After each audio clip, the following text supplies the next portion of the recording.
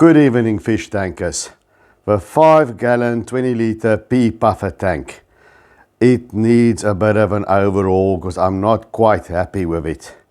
Oh, let's start with what is good about it. The pea puffers are thriving. They've grown, all 4 of them. And the water quality is fine, 0 ammonia, 0 nitrite, very low quantities of nitrate.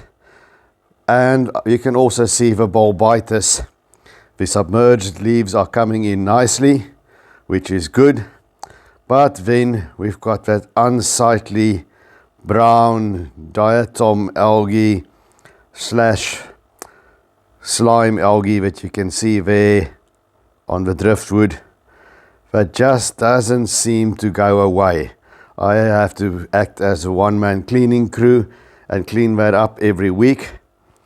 And I am getting a bit tired of it. You can see even the algae is pearling. Now, the light is already not on its maximum setting. It's only on for 6 hours a day. It receives no sunlight. The maintenance, everything is on top.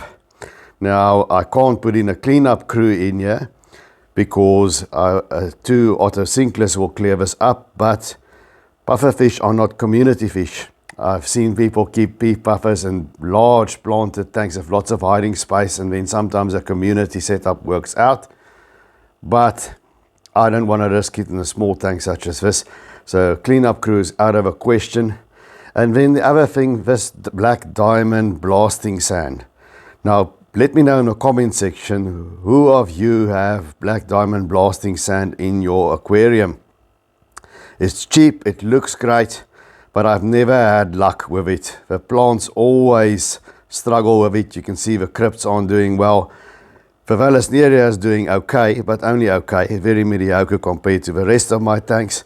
And I've always had black, or not black, but brown diatom algae with black diamond blasting sand. I've always had the plants struggling a bit.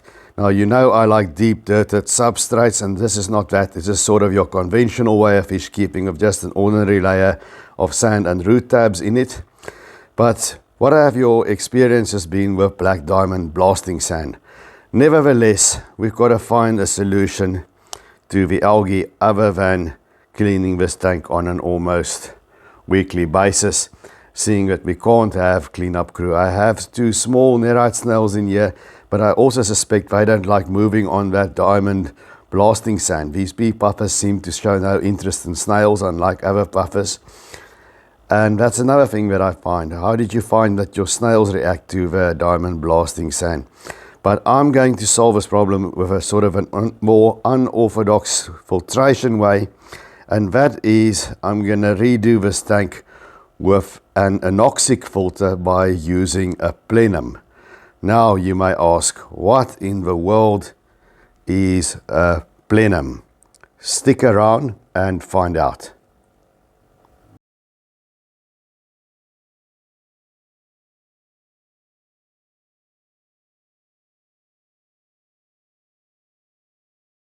Okay guys, so this here is a Plenum.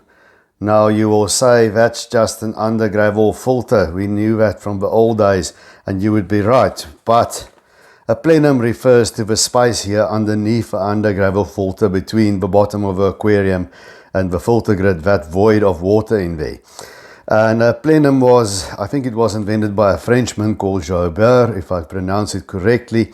It was used for marine reef applications. The under gravel filters died, leaving only the plate sphere, and through diffusion, something happened, and the water quality improved drastically.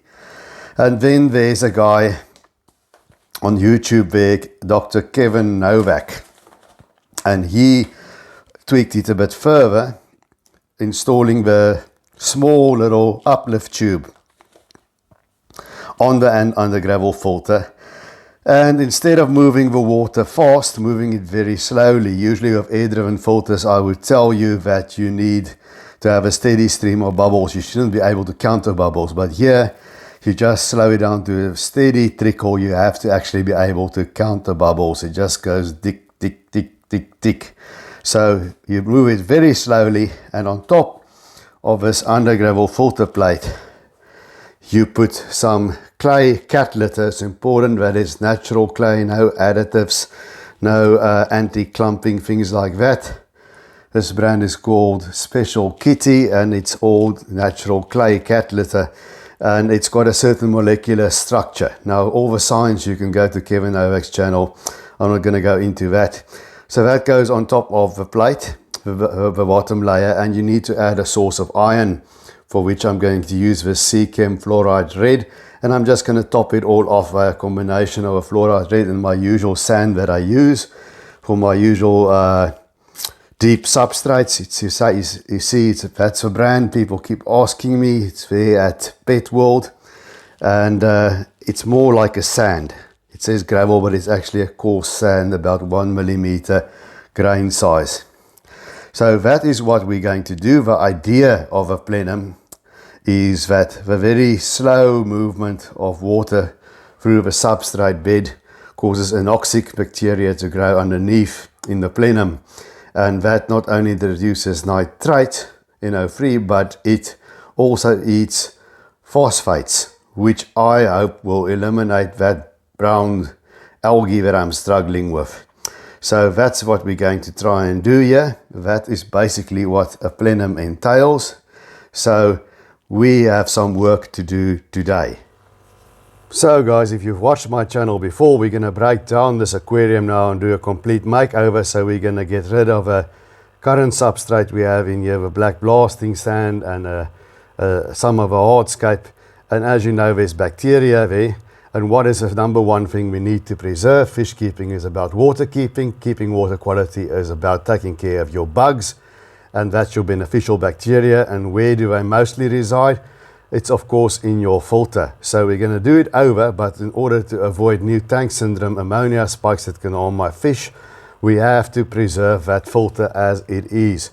So we are going to take out this little sponge filter, just like that, straight out of a tank. We're not going to even clean it, and we're just going to leave it there sitting in that jug of water. And it's going to go straight like that into the new setup. That way we keep our beneficial bacteria and avoid any new tank syndrome. Very important to remember when you redo a tank, when you move a tank, if you're moving, always preserve the filters. Don't mess with that. Just keep your filter alive in water and just put it in the new setup. That way you avoid the dreaded new tank syndrome and ammonia spikes, fish dying, and a huge gnashing of teeth.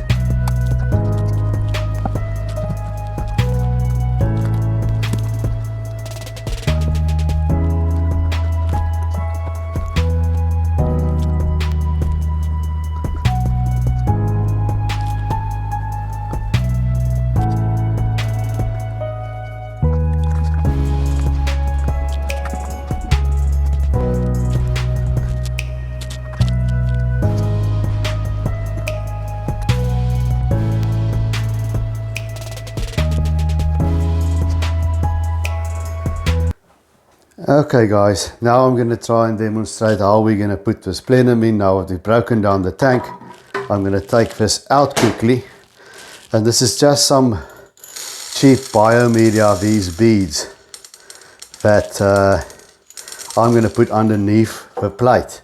It's not going to take away the void, it's just going to put something there for the anoxic bacteria to attach itself. So now it's like playing pool with a rope, trying to get the stuff to sit the right way. This is just going to go, as I've said, underneath the plate. Let's use a little more. And there's a bead that fell on the ground. I better get that off. And that should be enough, I think. And then we're going to refit the plate on the bottom of the aquarium over those beads. Should not be too difficult. There we go. We've captured the beads. And now the next thing that we're going to do, you'll see I've made a mixture of cat litter and sea chem fluoride red. I don't want it to get all mushy and stick, so I didn't wash this bit out. I just sort of took it in a colander or a sieve and I shook the worst of the dust off outside on the lawn. We've got to think about the spouses as well. We're always on borrowed time when we're working in the kitchen like this.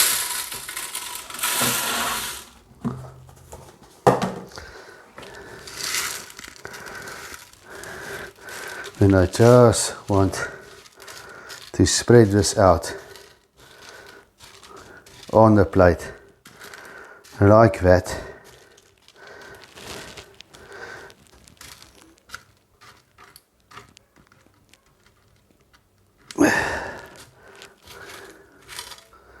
There we go.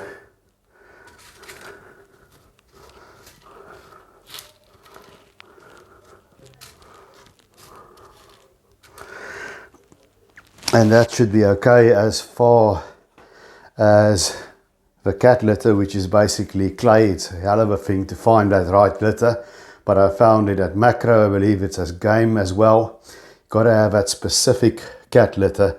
And now I'm just going to make a mixture, and this is I'm going to wash very thoroughly under the tap because I'm going to use that sand mixed in with a fluoride red, and we're going to cover the rest up with that. So I'm not going to show you how to wash sand, so stay tuned. Okay guys, as you can see over there, I've made us a mixture of well washed sand and some fluoride red gravel, which is from clay, and it's a source of laterite, a source of iron. And I'm just going to pour this on top.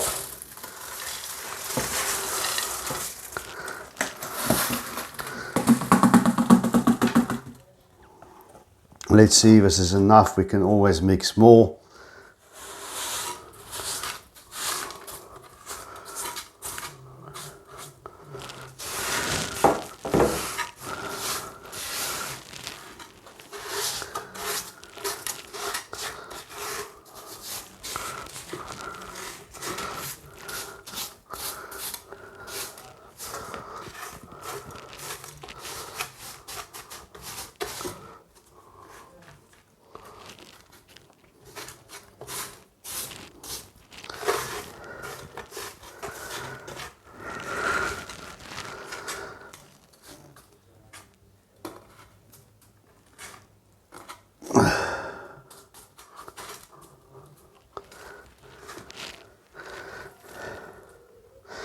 I think if I look at the substrate here, we might just need ourselves a little bit more, seeing that the plate takes up some space there. So just hang on for a little while longer while we keep washing sand and gravel, my one pet peeve of an aquarium hobby. Okay, there we go guys. Some more of a sand and laterite gravel fluoride red mixture. I think we should hit the sweet spot now. We want only that small air uplift there that will feed a very slow trickle of air through. And obviously we're going to keep that sponge filter for now for the beneficial bacteria. But I'm told in the end you can only use a plenum for filtration if you want, and you can add something for mechanical filtration. But obviously you can't throw out your entire filtration system and start new, because you're going to have to run in the tank again, which I can't, because it's home to those pea puffers. Well, what do you think? I think we've got a substantial layer now. Yeah, definitely that's enough. So that'll be that. And now we're gonna need to get the plants back in to a little scape here. So let's start with the plants. Got quite a few new plants as well. Okay guys, we are back. As you can see, the light's not optimal, but I got a very nice piece of hardscape in there. New piece of hardscape. It's sort of a combination of solid wood, spider wood and resin and pebbles, sort of all stuck together. This is not a sponsored video. I paid for all these products. I got that from McMarva. I had it standing overnight in a bucket of water. It's not really giving up much tannins, and as you can see, it will float. So I put a piece of quartz stone on top of it. Now, if you've got bulbitis of submerged leaves, you stick with that. You don't give that up. And here you can also see on the side, there's bulbitis as well. It's been growing nicely in the old tank, so we're going to stick with that. And we are going to plant some crypts now that you can see lying in front of an aquarium. And there's also some Java fern. And of course a moss ball from the old tank. And I've got this nice little piece of Anubias from the old tank that I wedged into the wood. If you watch my video on Anubias, I like wedging them as opposed to gluing them or tying them. And that's why I'm always looking for little pieces of driftwood that I can wedge in. So I've got a lot of crypts there as well. And this iron-rich substrate, we're going to see if they grow better in that. I suspect that they will. And as I've said, I've paid for all these products. It's not a sponsored video. It's a combination here of Cryptocorini Wentai and Cryptocorini undulata red. Don't ask me which is which. I don't really care. I nerd out on fish tanks, but not that much. So let's just see if we can get these in the tank, because they mustn't dry out.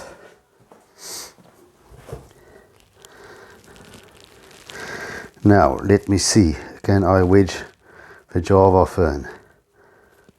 Will it stay if I wedge it there?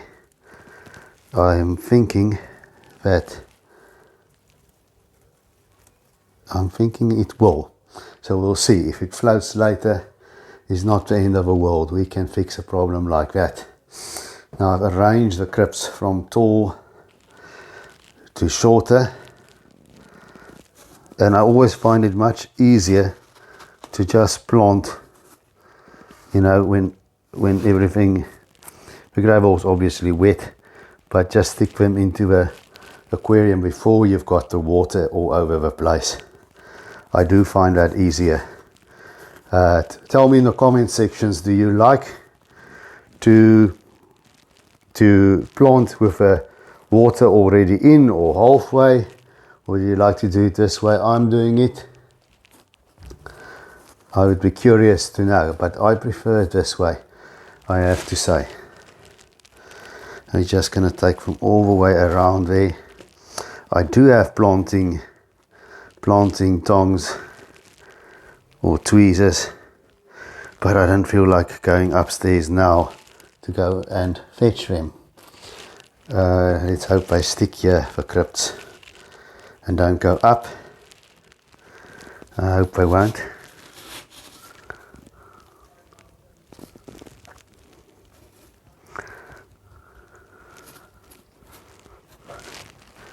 And then I've got to just see that they're all nicely in. There's got to be a feeding area left for these puffers, because as we know, they're messy feeders. And that of course is also why I did not only use the Seachem fluorite red gravel, because it creates too much gaps for things to fall into. And as I'm sure you all know, we are going to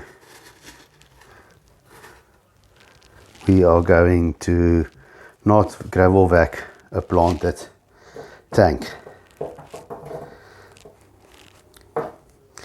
One more crypt. I'm going to try and put him right there in the corner.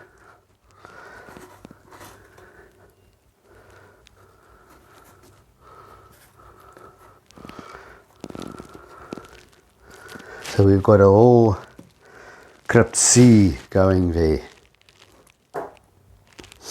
And of course, we have to have the moss ball. You haven't kept fish or an aquarium until you've kept a moss ball. And I think I'm not going to put the Anubias close to the light. I'm going to follow my own advice. I'm going to put it down here at the bottom where it's not smack bang right in the light. Okay, now let's see there. Okay, it's not the best camera angle, but I'm going to show you once we've got this set up and going in place. Okay guys, we got it all up and running again. And now if I take the camera through to the side and focus in there, is that little uplift.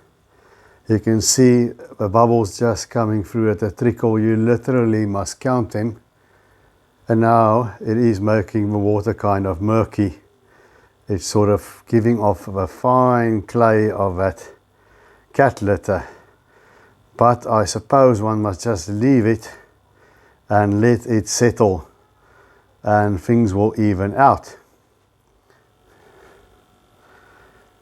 Lots of reflection, but you can see there's the pea puffers. The 4 of them have been patiently waiting in that jug for their new home. So I think I'm not going to worry a bit about that mist. I'm just going to let it do its thing and settle. I think eventually it should. And then I'll keep you up to speed about how it goes. So here we go. We're a few hours later now. The lights are back on. You can see the pea puffers are in. They were a bit frightened at first, the whole new environment and scape that they have to get used to. But you'll see, here we have it. And lo and behold, another deep substrate, but quite different than my usual dirted substrates. As you can see, you've got a nice piece of hardscape in there, some Java fern, some Anubias down there. There's my favorite moss ball. And of course a bulbitis we've kept. And there you'll see in the corner, there's the sponge filter going. And that's what a normal air-driven filter goes at, aerobic filtration. It needs to go at a steady clip. The water is a bit misty, but I'm sure that will clear up by tomorrow. And underneath here is that under gravel plate, and that forms the plenum. And here you see what the difference is. It's only moving at a trickle. The opposite of a filter at the back. You can see that one while that one runs. And this just turns over to trickle. You'd be surprised how it still moves water. As you've seen in the previous clip, it spat out a bit of that clay particles from the cat litter. So it does move water, but at a very slow rate. And that's supposed to establish anoxic conditions under the plate, which according to Dr. Kevin Novak, whose system it is, will reduce nitrates just like my deep substrates do, but will also reduce phosphates. And I've added, of course, I've now had a complete water change, so I added some water conditioner. I use Seachem Prime, not sponsored, and I added fertilizer and a bit of Flourish iron. According to the dose on the bottle for the aquarium, just to make sure that there's some iron in there along with the laterite, and that helps to develop that anoxic bacteria. I'm not going to get too sciencey, but we'll see how it goes. And if you liked what I did here, if you found it interesting, please leave a thumbs up, give us a like, and please remember to subscribe. And I will keep you posted on how this pea puffer tank goes once it settles down, maybe after a month or two, and we'll see if this works better than what I had in here. So that's it. Like, subscribe, and keep taking good care of those domestic denizens of the deep.